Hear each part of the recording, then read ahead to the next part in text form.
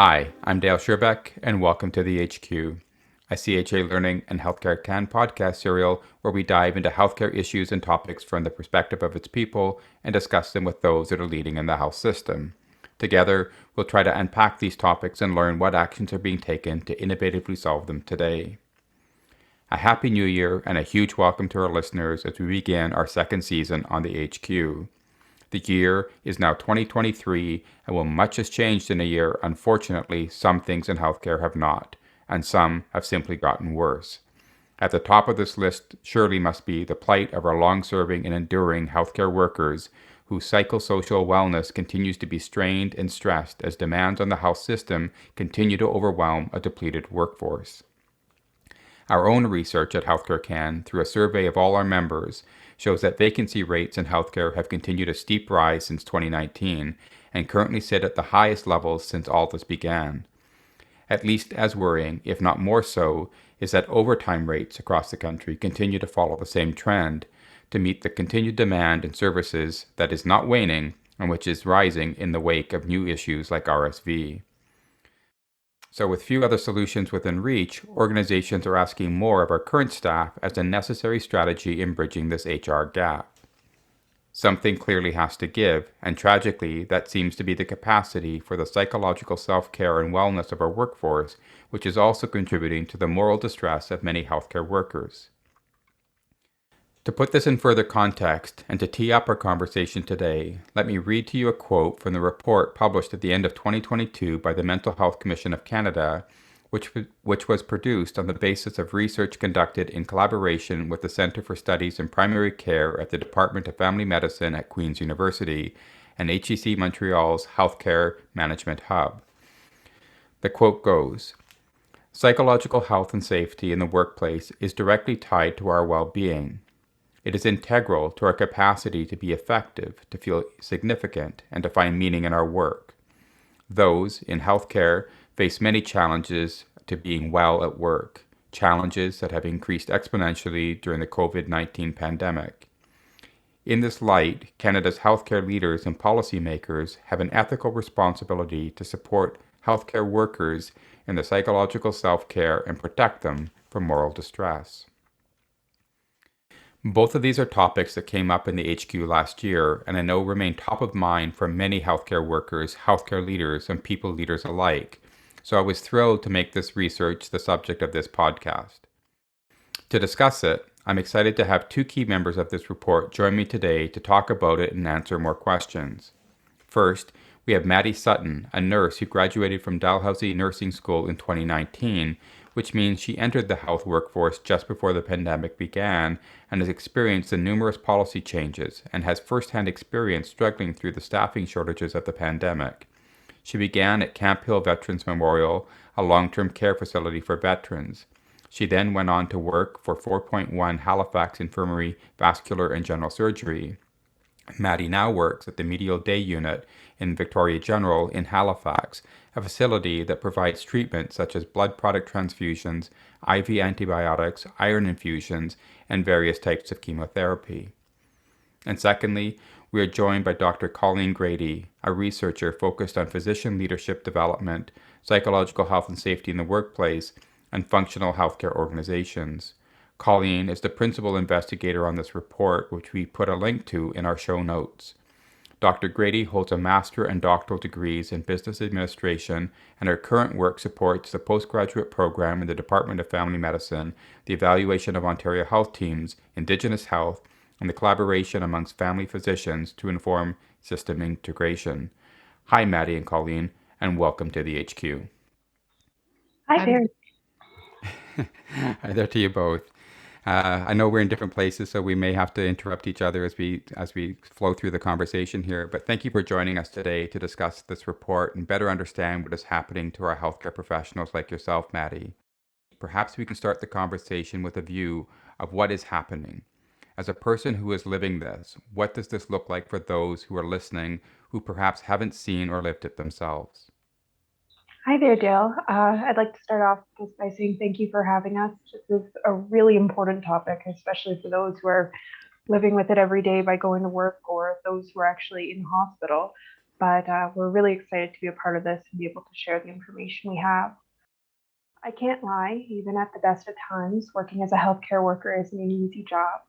But with the start of COVID, things have definitely changed, and they've changed in multiple ways. But the two biggest ways it's changed is the demands on nurses have changed, the demand on healthcare workers has changed. Every week we've been having to change the way we do our work because we're getting new information on what the best protocols are to give the best possible care. And that's great. We want to be giving the most informed care, the best care that we can, but having to change the way we do things and learn new things every day is difficult to do. And another thing that's really made things difficult for us is just we're not only doing the same job, but a more difficult job with fewer people than we originally had. Mm-hmm. With COVID, we've had a lot of healthcare workers have to leave because of their health, either because they themselves received COVID or because they didn't have the immune system that would be able to fight it off. So, for their health, they couldn't be around people with a high risk of getting infected. We've also had a lot of people, just because the work standards of work have become harder, leaving the profession just because they can't handle it anymore. Because the ways that we've had to work have started to take such a toll that even though we love our work, going into it just we can't keep up. That has become a problem because although I think it's good that people are taking the time that they need for their health, their physical health, and their mental well being, that's also leaving healthcare workers behind and not bringing in new healthcare workers to be able to pick up the demand. So, like I said before, we're doing not only a more difficult job, but a more difficult job with fewer people. And that demand is just draining us and draining us. Yeah, I wouldn't say, I mean, the cliche around a perfect storm, but because there's nothing perfect about what you're experiencing, but it is a recipe for, a lot of, I would assume, challenges in terms of how do you cope with what's happening, with all those competing changes and that are stressors themselves, along with all the other demands, and then not having as many people there to support you through this. So, Colleen, if I wish to change the conversation then back to you, can you perhaps define for us then what do we mean by moral distress that we sort of referred to at the beginning of this introduction, and how it's impacting these people who are working with it and the Canadian system that we all rely upon?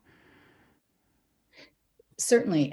Thanks, Dale. And I agree with Maddie. I want to also express appreciation for having this conversation. I think that the big part, the most important piece of the work that we've done is that it allows these conversations. And I think continuing to allow for conversations around mental health is so important.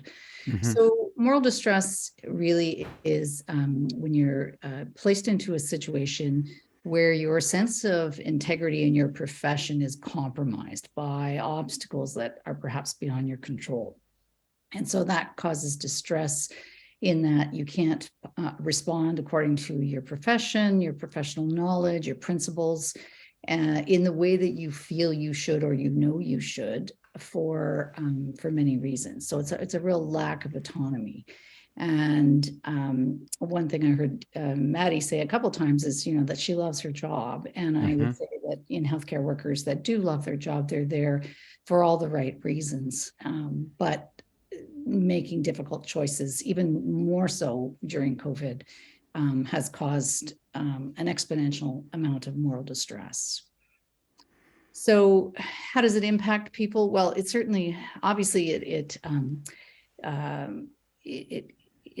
results in frustration, anger, and sometimes resentment at the organization you work in, at the situation, potentially at the patients. It leads people to think about changing careers, make them feel less valuable. What's the point of my knowledge? Should I be in this profession? And that's where staff shortages are happening. That's where people are exiting. I think both you and Maddie both spoke to that, and that's the case. So the higher the moral distress, the less confidence in the quality of care that you're providing, because you're you're being tugged in all directions and you're not feeling that you're able to, at least that's what we're hearing from healthcare workers, not able to give the type of care that you would normally choose to, or that you feel that is needed at that time. So there's a kind of a feeling, I guess, of being ineffective or paralyzed in terms of being able to sort of follow through on what you want to do, that the system itself is in the way, or is there something else that sort of is impeding, I guess, that in terms of what's going on inside these healthcare workers sort of in their minds? Well, yes. And I think I did pull out a quote from the report around moral distress, in the fact that this one person had said it's a byproduct of the work that we do. It's the cost of caring and working in healthcare. So moral distress is not, we cannot avoid it in healthcare, because these are really challenging and difficult situations that healthcare workers find themselves in. The challenge with the pandemic, which sort of heightened everything, made the demands, the situations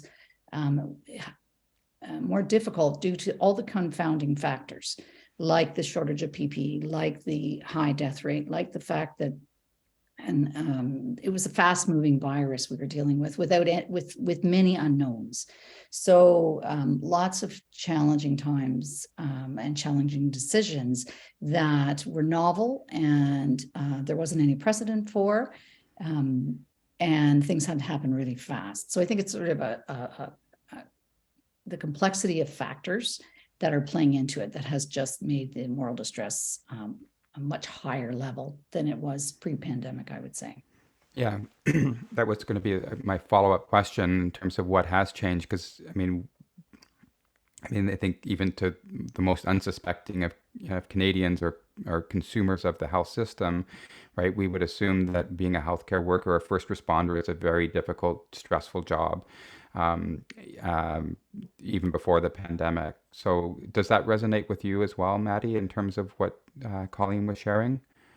Yes, I do agree with what Colleen was saying, and just kind of go back to what she was saying. As a healthcare worker, you're always going to have some level of moral distress, but it's really changed recently because, yes, it is hard to see something distressing and not be able to do anything about it.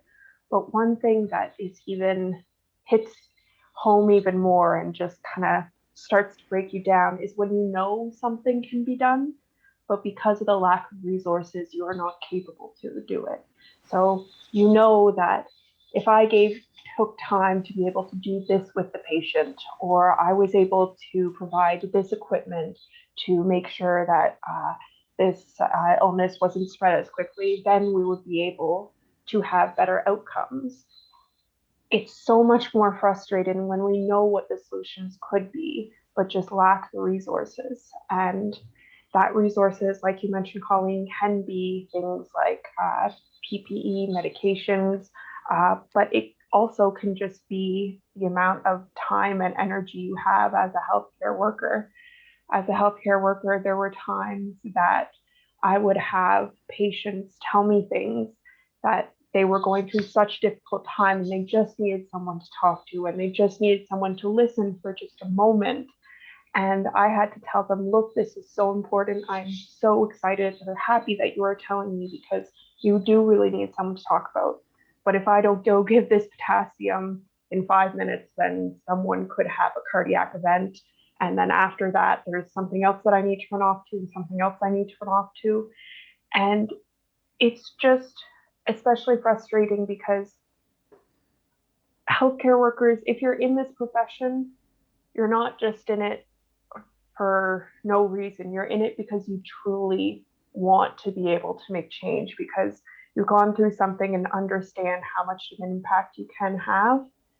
And so because the healthcare workers have that passion, just not being able to give the care that you know a patient deserves, even when you want to, it breaks your heart. And sometimes you go home at the end of the day and you're just frustrated as why couldn't I do more?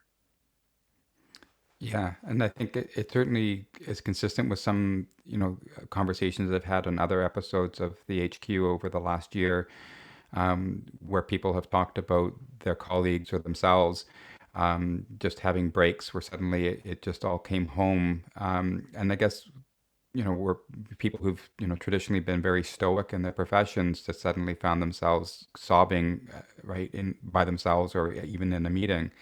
So I guess what I would also wonder in terms of what you're describing, or both of you are describing, is the duration of the event. So it's not just a crisis in a moment. It's been something that's been going on for years. So has things changed in terms of how, I guess, that moral distress finds itself, I guess, developing, or how you would yourself feel it, Maddie, now almost 3 years into the pandemic versus the way this thing was starting, at the beginning of it back in 2020. Some things have changed and some things haven't. Now with COVID, we kind of know what we're up against. We know the protocols. Having that certainty of what steps we should take and not having to look things up and things changing every day, that definitely does make things a lot easier and allows us to be more confident in the care we're providing. But it still is very distressing because we had a lot of people leave due to COVID. So we still are very short on staff. Hmm. And because of that, we've still been working through. And I believe most healthcare workers haven't had a chance to kind of just take a breath. So all of that stress that we went through with COVID, it's still building because we still have so many healthcare workers who are overworked and not being able to get breaks and not being able to get days off. But we just haven't had that chance to kind of sit down, take a breath, and kind of absorb what happened, what is still happening, and how that's affecting us. So one of the, I guess, the other buzzwords over the last few years that we've heard a lot more about is the need for resilience in all of this, in the space of all the challenges that we're all facing, and certainly in healthcare, that's certainly important as well. So how does resilience, in terms of the research or what you're experiencing yourself, Maddie, resonate in terms of today versus before? I mean, are people more resilient or less resilient? Is the system itself less resilient than it was before the pandemic started? And how do coping strategies, is another topic that we've talked about, how does that change as we keep moving through this? I think honestly, we have been forced to be resilient through this because at the end of the day, we know that there are patients and families waiting for us, so we can't just call in. We know we have to go back to work. Uh, and so we're always forced to have that resiliency. But if anything, I think our resiliency has decreased because it's for the everyday person. I'm assuming you can relate when you wake up on a Monday morning and you've had all weekend to rest, and a problem comes along. It's a little bit easier to deal with because you're in the state of mind where you're a little bit calmer. You can face the problem, but if it's Friday and it's just been a week of hell and there's been so many things going on, you're just kind of running on empty already. And it's hard to find that energy, that mindset to just be able to complete what you need to do. So, if anything, I'd say we are still getting the job done, but only because it's necessary, not because we're in the mindset or the physical set to be able to do it. Any comments from you, Colleen, on that? Well, I definitely concur with everything that Maddie said. I think that at least what I know from our research is, honestly, there isn't anyone more resilient than people that work in healthcare, and they're there for all the right reasons. Dedicated, caring, compassionate human beings. It's definitely not for the faint of heart, but humans need time to bounce back. We all need time to recover. So Maddie's example of even a weekend, that we would, I certainly get weekends, and to be able to readjust and recover. is necessary, and that hasn't happened in healthcare. So there's the monumental stress that's been never ending for going on 3 years now. There's the massive uncertainty. Now, as Maddie said, things are starting to stabilize a bit more in terms of protocols and things like that. So, so having that somewhat of a control and knowing what it was, but in the beginning, it wasn't that. Things were changing every day. And not being able to take vacation or taking time off over the last couple of years, unless, or without feeling made to feel guilty about that, has just been staggering. So I think past coping strategies, the stakes are much higher now, and everyone has their limitations. So, I always think back to somebody that I think a psychologist told me, when you stretch an elastic band too far for too long, it does eventually break. And we all do. And I just think that healthcare workers have not had that time to bounce back, to rebound, to readjust, to rest. And coupled with the fact that there's not enough people in the workforce. So even taking time off is not feasible for many. So it's an ongoing challenge. So I think the strategies, we're in a whole different world now, I think. Yeah. You're going to say something, Maddie? If I could add to that, just I want to say that when we're talking about these breaks and these ability to reset, we're not really talking about like a week-long vacation or anything like that, because right now where I'm working at, I'm lucky enough that I am able to get my lunch breaks. I am able to take my vacation because it just happens I work at a place that is well staffed enough for this. But most places, like floor nursing, or especially emergency rooms right now, I have friends who go through the day without being able to eat, without being able to take a chance to take a glass of water. If they need to use the washroom, it's like running there, running back. And these are people who are working 12-hour shifts and working far more than 4 or 5 days a week. And they have not, even though it's in our contract that we are allotted a certain amount of vacation time, the unit just hasn't been able to allow that because they just don't have enough staff. So we're not talking about like this time off where you can sit and relax and just really take a breath. That would be lovely. But at this point, we need to at least start with being able to just take a breath, to eat, to drink, to do what every human body needs. It's just crazy that at this point, not even that is possible.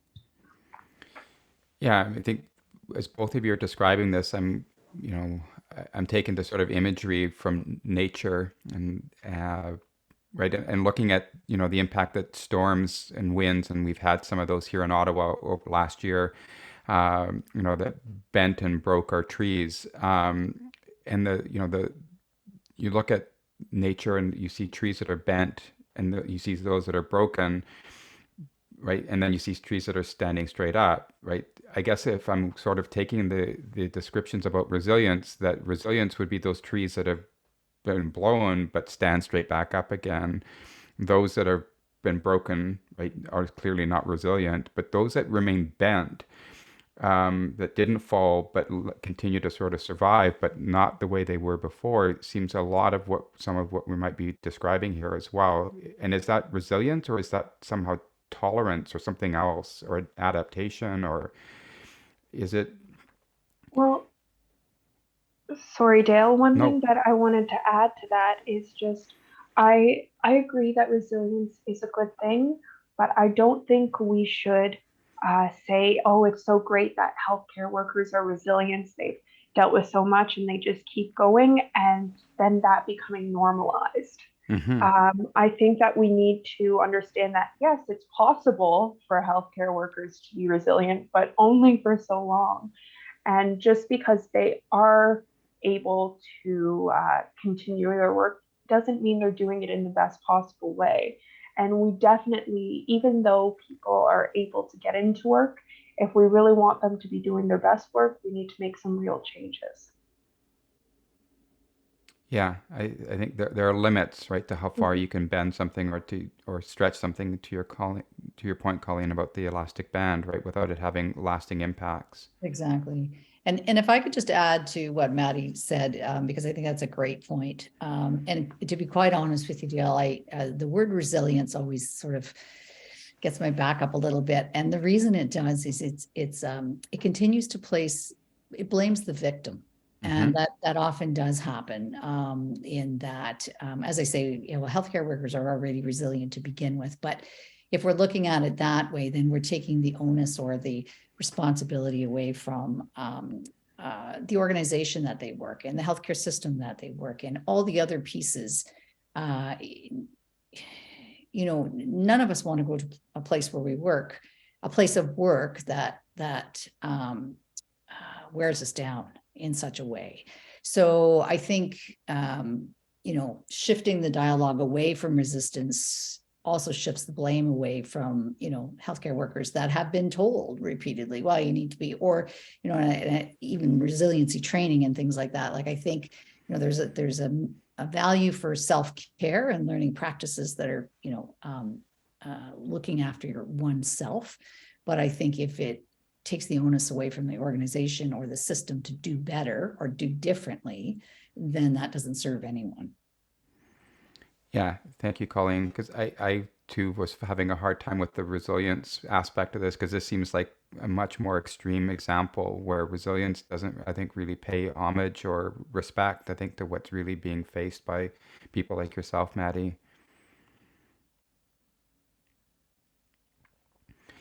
So, by most definitions, then, I mean, working in healthcare, I think, as you've been describing yourselves, right, is a calling, right? It's a vocation. You want to be there. You want to do good. Um, uh, and that I think, as you've been describing, Colleen, that the right there's that the moral distress then that comes with not being able to follow through, I guess, on what called you into those professions to begin with. So, what does that look like more broadly speaking, when you know when people are not able to, I guess, fulfill their vocation, their calling to do what brought them into the professions originally? Well, I think certainly it is. We are seeing manifestation of people leaving the profession, choosing to work elsewhere, taking um, their knowledge and their skills and working in a different type of organization, choosing to leave healthcare overall or just to switch organizations that they work for, which is obviously going to have a detrimental effect and is currently having a detrimental effect on, many areas within healthcare. And, it's not all down to, moral distress. It's not all down to the pandemic, but we have crises in primary care with, family physicians, a lack of, uh, family physicians across Canada. We have overcrowded, emergency departments, that are really scrambling, which is all part and parcel. We have, as Maddie says, within units, people that aren't able to take breaks, even just, those that would be within the normal working day, because of short staff. So I think that that's a huge piece. And then, of course, that rolls up into problems within the system, and, which are only going to get bigger and bigger, because there's a snowball effect.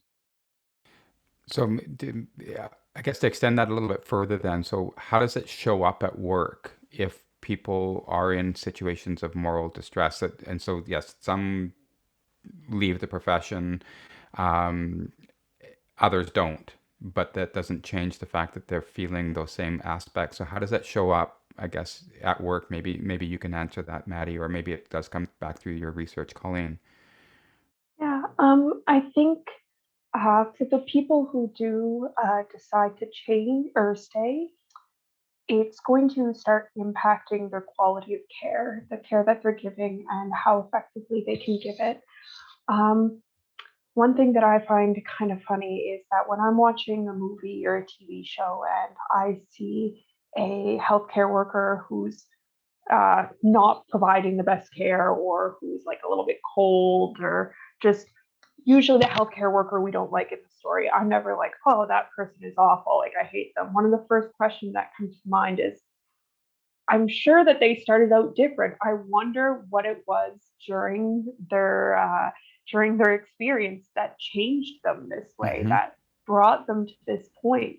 Because usually the reason why people are so guarded in healthcare isn't because they don't care about the outcomes.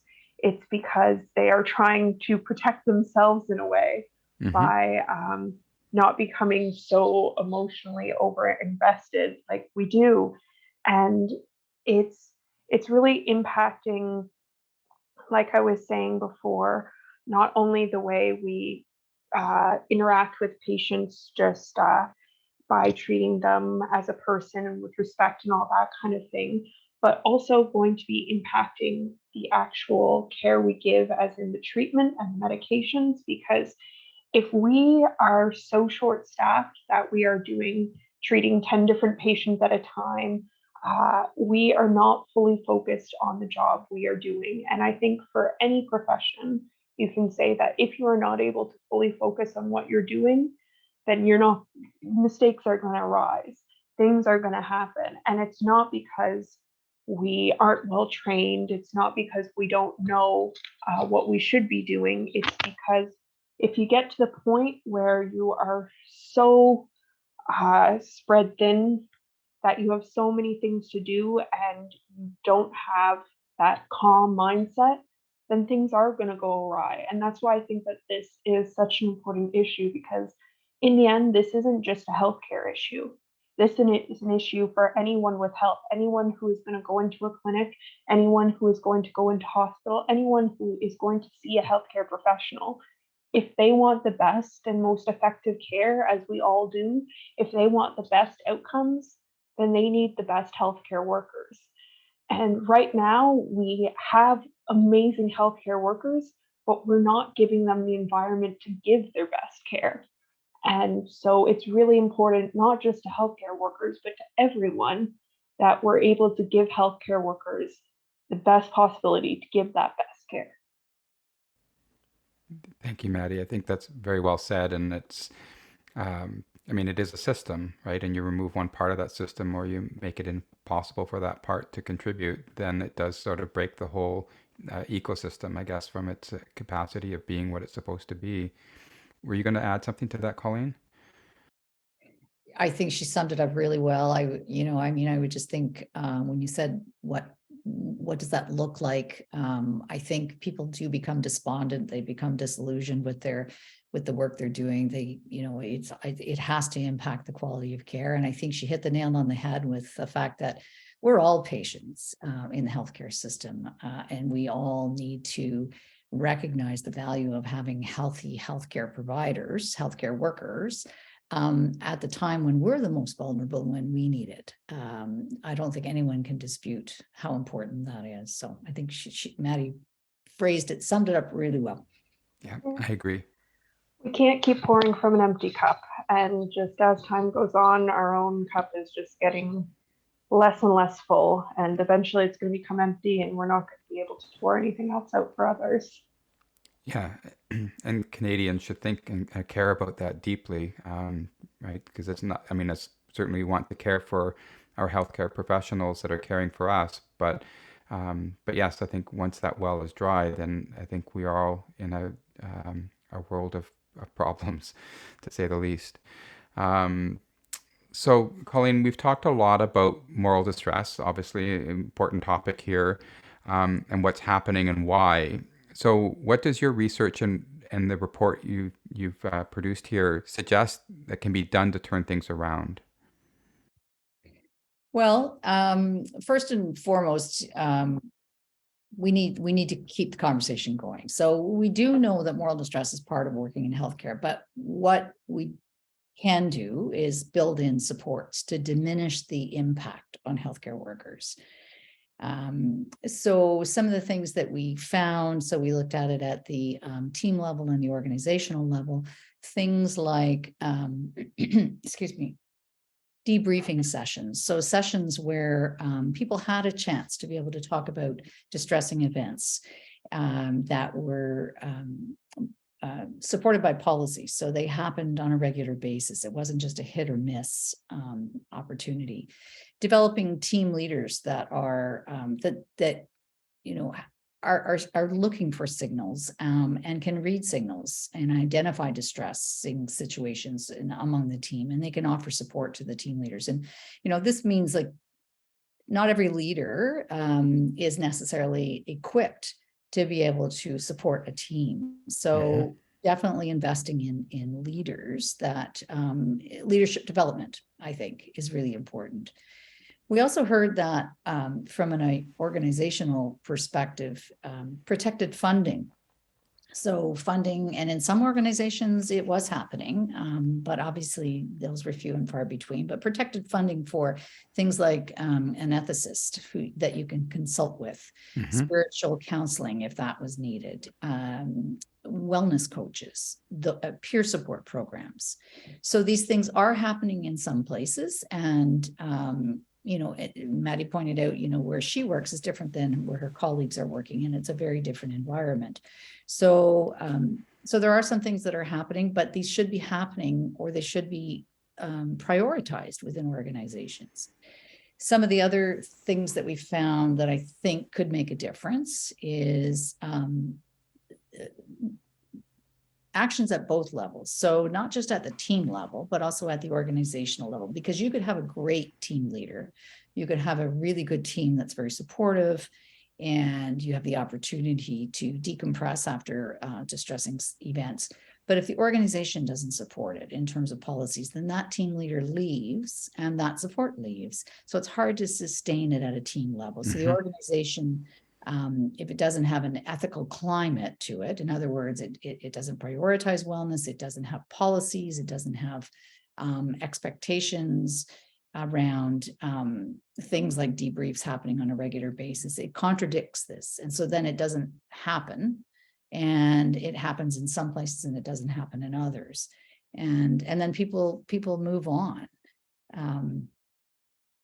I think the other thing is, I guess just funding. I think that was something we certainly heard a lot about in terms of advocating for mental wellness in all healthcare organizations. And so if funding can be identified, even on a smaller basis, that it not be one time, or it be temporary, or it can be borrowed to go somewhere else if not needed. So it's a priority. This funding budget line is a priority to be able to address it. I think goes a really long way for anyone working in an organization that feels that the organization has your back, and you can feel somewhat confident that you're working in a place that feels more like you belong, and you have some support there. Yeah, I think I guess part of what I'm hearing from you, Colleen, is that, you're talking about investments or developing a culture, I guess, that supports this. So that, I think, as you said, if a leader or somebody leaves, it doesn't just stop because that person's gone. It survives any one individual. And you're also talking about, I guess, investments in the culture and in the workplace itself, which I don't know if I would be accurate in saying, but that these things aren't fluff, that they're really important to the integrity and the health of an organization itself. And I think we probably have seen for decades, right, stripping away these kinds of things from organizations in our publicly funded system as being, not important to patient care, not important to outcomes, but and so we're talking about making further investments or bringing them back, or creating a healthy workspace, I guess, that supports our healthcare workers. Is that would that be fair to say that? I think that's perfectly fair. And I like your term fluff, because I agree. I think often in the past, mental health supports, if they existed in a workplace, they were sort of a nice to have. But I think we're way beyond that now, because our wellness in the workplace, regardless of where it is, But especially in a place like healthcare, in a sector like healthcare, where you're caring for others, you're coming against distressing situations, you're coping with so many events, and the nuances of what happens in the workplace are so different from anything that I experience, at least, that I think it absolutely has to be a priority, because it is connected to the ability for your ability to provide good care, to be able to do your work well, to feel, that you're feel confident in your knowledge, and certainly feel good about what you've done at the end of the day. So it's not fluff, absolutely. No, it's a stressful environment, I think is what you've been describing. You're going to say something, Maddie? Yeah, two things. Just firstly, on just kind of more of a team level, like Colleen was talking about, just this culture of that team.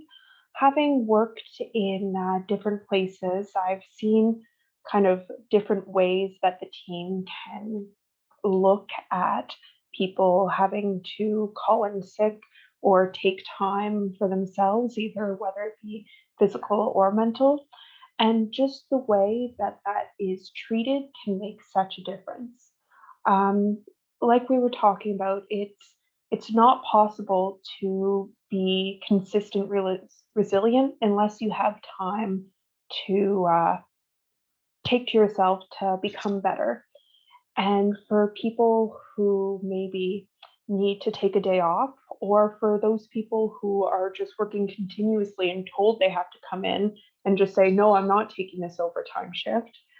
There are some cultures where that is seen as that person is a problem now. They are making our life more difficult because they are not coming into work. And so now we're going to need to find someone else to come in. And they're a big issue. And this is a really bad thing. And it's seen as that person being the problem when really it's our whole situation that's the problem. And that is very stressful as a healthcare provider. I can tell you that there were days where I was sick and could not go into work, and I just spent the day in bed just feeling terrible, being like, there are people I know at work who their day is going to be harder because I called in sick and they're short, and I just felt so guilty and so terrible. And that culture just kind of fed into that. I am lucky to say that I'm now working in a place that has a very different culture where it is seen as if you are not well, then you cannot provide the best care. And until you are feeling better yourself and until you feel that you can provide good care, then you need to take that time.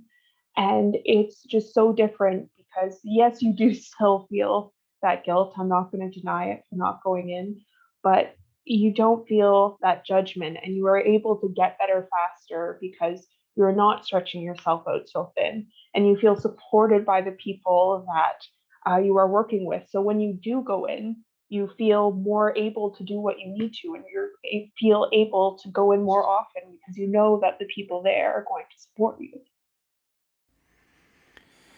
Yeah, I think it's also very powerful as you described that, Maddie, and both in terms of what you're feeling, and your devotion, I guess, to your team as well, but understanding, I guess, the connection between that and your ability to, I guess, perform your job and lead to the outcomes that patients and families are expecting.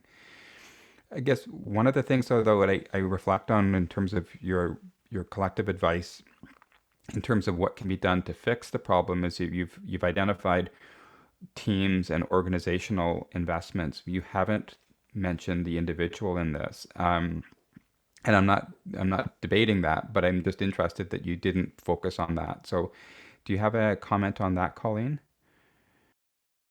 Well, certainly we did ask those that in our study, which we had over 1,000 respondents from all across Canada, and we did ask in terms of how do you practice self-care? What are the pieces that sort of the actions that you take? And so we did hear a lot of things about that, and I mean, nothing is surprising. Taking time in nature, eating well, meditation, self-awareness, self-care, taking time to reflect. So we certainly did hear all of those things when they had time to do that, when they were able to do that, and sort of, checking out of the workplace mentally, even if it was on a break, distancing yourself mentally from it. But, I also heard about things like mandatory recall, mandatory overtime, inability to take breaks in long-term care, particularly hard, and not even places to take a break. So,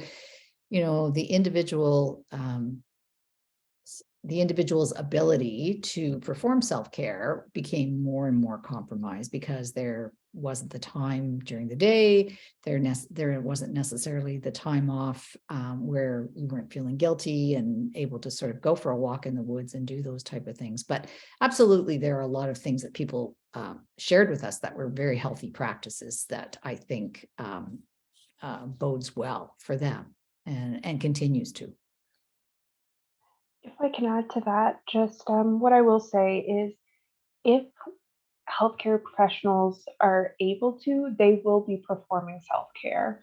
But Mm-hmm. the thing is, it's just in a lot of places right now in the healthcare system, it is just not possible to because you're just constantly working. And that's why I think a lot of this falls on more of the systemic area, is because I think we've talked about so many issues today, but I think the main thing that could cause or create the biggest difference, to me at least, is if we had more time, both at work for breaks, at work while working, having time to be able to provide the care we know is the best care, having time off of work. Right now, we do not have the time we need as healthcare workers, both in and out of work. What we need is more healthcare providers so that at work, patients can be split up into smaller groupings for each nurse so that we have the time to provide the best care. Also, so that the people who aren't working, or also so that the people who are working can have time off for vacation, for weekends, who aren't being called in on overtime constantly. And if we are able to have that time by having these more healthcare providers, then we are able to fix a lot of these problems. And I think that just what we really need is our organization to hopefully find a bit more money if they can to be able to hire more healthcare professionals in the needed areas, and also to be trying to get more young people into the healthcare industry and bringing them in a way that they feel they're well integrated into it. Yeah, I think, well, part of what I'm also hearing is that it's not enough to make individuals accountable for their own health if the system itself doesn't support them in that. And so I think as you're saying, Maddie, and as you said, I think, Colleen, in terms of some of your respondents, right? Many healthcare professionals know how to take care of themselves, but if the system doesn't give them the space and time and the resources to do so, then it becomes, uh, an impossible sort of scenario. And so I think, if I'm hearing right, there's a lot of focus in the report on the team and the organizational changes that are necessary because of that. Yes, I definitely agree on that. And I agree as well that it goes even beyond the team and the organization to the system itself. So this is at a multiple level. And I don't think there's any one level that change can be made and then we're fine. I mean, this needs to be a very multifaceted approach to making change. And it's feasible. It's doable. There are practical strategies in place. As I said, in many organizations, they're doing some really stellar work and focusing on mental health. So it's not that things aren't happening, but they're not happening on a grand enough scale. And in terms of the system, absolutely, enticing or encouraging, inviting, welcoming new healthcare workers is one thing, but let's give them a place to work that they want to stay in, and Yeah. retaining them is just as important, or if not more so, because if they just come in and find it's too overwhelming and it's not a place they want to work, then we haven't done ourselves any favors. No, it becomes an unending sort of infinity loop, right? I think as one of our healthcare members has described, right? They hire 3,000 healthcare workers a year, and they lose 3,000 healthcare workers a year, right? So, and that's their cycle, and I think that has to obviously stop if we're going to resolve some of these things. And I think, as you're describing, Colleen, creating a safe, accommodating space that is inclusive, right, and well, fundamentally safe for all, is certainly an important objective. So, we've been talking around it, and certainly when we talk about systems, I think we're probably implicitly talking about issues around policy. And I'm not going to want to put either of you on the spot. I know that you have your own vested interests, and your voices have you're connected to other organizations. So, only commenting, I guess, in as much as you feel comfortable. If you were to provide that, given that magic wand, or you were in a position of authority, what are the policy changes that you would be advocating for that need to happen to resolve some of what we've been talking about here today? I don't know who wants to go first. I'd say honestly, I don't know what changes I'd make to policy at this point. What I'd change right now is our system's ability to actually do what they have promised. Mm-hmm. I know, like I mentioned earlier, we have in our contracts as nurses that we should work this often, we get these many days off, we get this time for breaks, we get this time for vacation. Uh, right now, that is not actually being uh, occurring in a lot of units for a lot of people in healthcare. So I think, yes, there are definitely policy changes that we can make, but right now I just really want to at least have what we've already been told we can before we really go making new changes. That's fair, Maddie. I can empathize with that. Colleen? I think, yeah, I think let's see. We have existing opportunity here, and I think let's not let the opportunity that has been a pandemic and the learning that we've gained be lost. So many of these issues within the health pertaining to the healthcare sector existed pre-pandemic, so they're not all new, but the light has shone on them. So I'll give you an example in terms of we have not had an HHR strategy and a health human resource strategy in Canada for, I can't remember how many years. It's now a conversation that's been resurrected, and because we now have a crisis in terms of human resources, which wasn't caused by the pandemic, but has been exacerbated by the pandemic, and is certainly now on the radar of all policy makers and leaders. So I think there's one thing that I think should be looked at, certainly in terms of HHR. And obviously that covers a whole lot of things, starting with how we train healthcare workers, how we recruit them, how we onboard them, but also retention, I think, is huge right now. So policies around retention in terms of, we know in rural areas, it's been a problem for quite a long time in terms of retaining healthcare workers. But this is now everywhere in terms of retention. And so, I do think that decision makers and policymakers have a role to play here, and have a lever in which they can utilize to be able to put some, make policy change that might work on retaining people for a little bit longer, or making it more feasible or more attractive to stay in the profession, as opposed to taking early retirement, as many are choosing to do.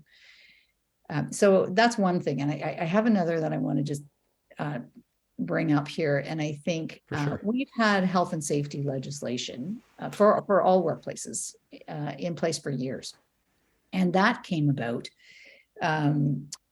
due to obvious need, people dying at work, people so now there are all kinds of safety precautions put in all workplaces, mandated. There is a national standard for psychological safety at work, but it's voluntary. So why don't we move to making that guide mandatory? And, even at the bare minimum, which is to do audits on what's happening at work, or, to implement some things. There's a whole suite of things that could be implemented, and no one organization is going to be able to do them all. And of course, things cost money, but doing nothing it should not be an option. And again, going back to the fact that the pandemic has given us an opportunity to learn more about these things, let's not lose that opportunity. Let's take it and move forward with it and make sure that we see change happening. Yeah, I think that's a powerful call, Colleen. And I know we've got people from the Mental Health Commission in the audience here. And if I could see their faces, I wonder if they'd be nodding at your call here. But yes, I think the standard certainly is a critical lever in terms of reminding us about what we can aspire to. But what more could we be doing with that, for sure? So, I mean, these alarm bells have been going off for, going on 3 years now. I'm not sure when they started. Actually, somebody started to ring the bell, but it certainly has been going on for a long time.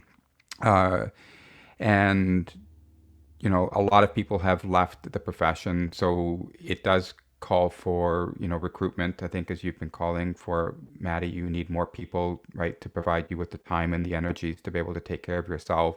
But I think, as you've also clearly indicated, Colleen, I mean, this has to be a retention issue more than anything, because otherwise people will continue to leave as fast as they're coming in. So we have to create a space that is welcoming for all. But, is it too late to fix what is happening or what has happened? What is going to ultimately lead us to I guess the solution that we're seeking? Is the problem too big for any one person, one organization, one government to certainly invest in? Or is there a glimmer of hope that any of you would leave us with here in terms of where do we go next? I think it's hard to predict the future. I think I'm generally an optimistic person, so I will always say yes, there is hope. But I think if we are going to make these changes, we have to make them soon, and we have to really dig our feet in, because when you asked this question, the first thing that really came to me was right now in emergency rooms are one of the people who are really feeling the most pressure with what happened from COVID. And with everything that they have been going through, they barely have any retention of their workers.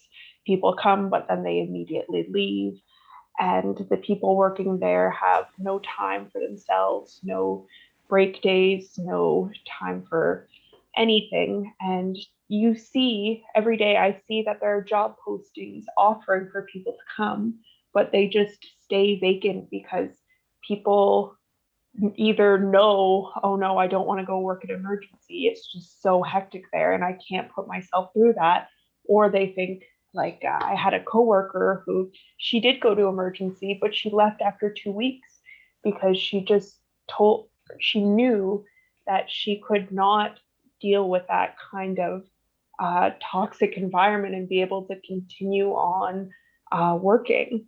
So it's just, if we are going to be able to make an impact, we have to start at places like those and not only offer jobs but really go into those places and change the environment so that when new people do come in, they're not having that toxic environment where they're just going to be leaving again, like we were talking about before.